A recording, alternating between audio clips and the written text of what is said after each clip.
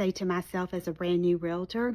Well, one thing I would say is real estate is absolutely brutal. You have to be a tough cookie to stay in there and handle all the things that you have to handle. It's not as easy as some of these TV shows portray it to being. Sometimes it looks like you can just dress real pretty and go and open doors, and the first house that the buyers see that they're going to buy, and everything's just going to go smoothly. Well, it's not always like that. So you have to make sure that that you can handle the pressure whenever it comes your way.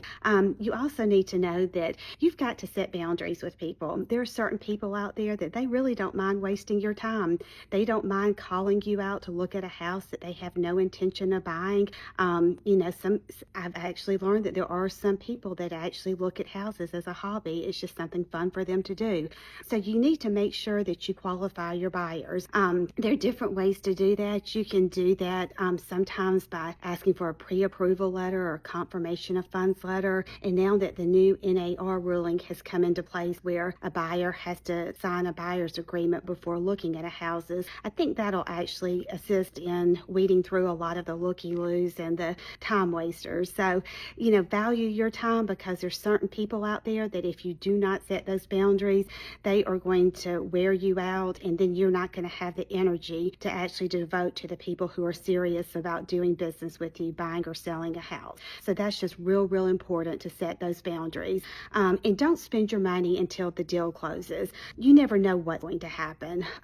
You think, oh, well, it's just a day from closing and I want to go get whatever, that you've been budgeting for. Maybe it's a high-end item like a car, or maybe it's just some pretty clothes, or, just whatever, is on your list. I actually heard of a scenario where a seller died, unfortunately, within 24 hours before closing. So in this industry, until that check clears your bank, you don't know if it's going to close or not. It may look promising, but just so many what-if scenarios can happen. So you just have to realize that. And you have to be real disciplined. You may not have sold a house for a while, and you can't get discouraged. You have to just keep having your systems in place and keep pressing forward. And there are times that you may go for a real long time without selling a house, but you can't let yourself get discouraged. It's just the nature of this business, and that's another good reason you need to budget your money. You may have a rocking and rolling month, but then you may go a few months and not have one, especially when you first start in this industry.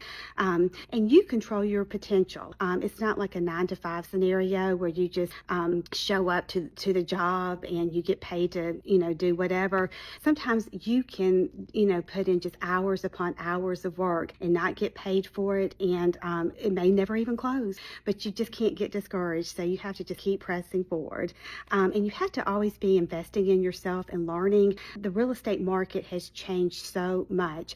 I remember when they used to say call everybody, go knock on people's doors, and now it's a lot of this has changed to online.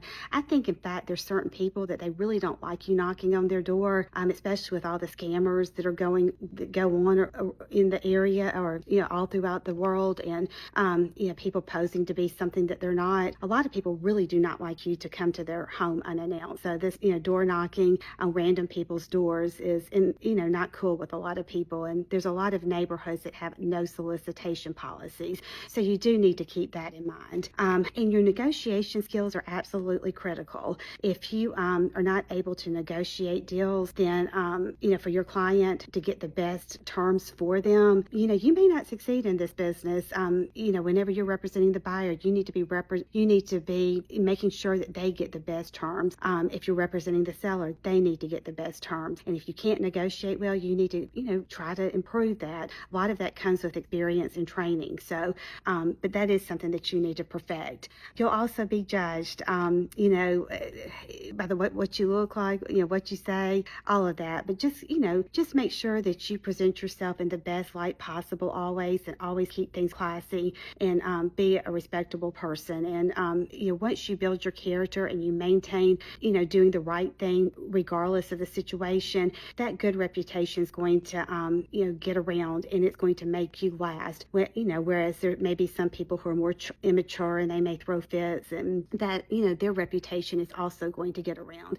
But if you stay classy and you always always do the right thing, then other realtors are going to know that, and they're going to want to work with you. And, it's going to get around in the community that you're a good realtor to actually work with. And like I said, just, keep pushing through, even though you don't feel like it.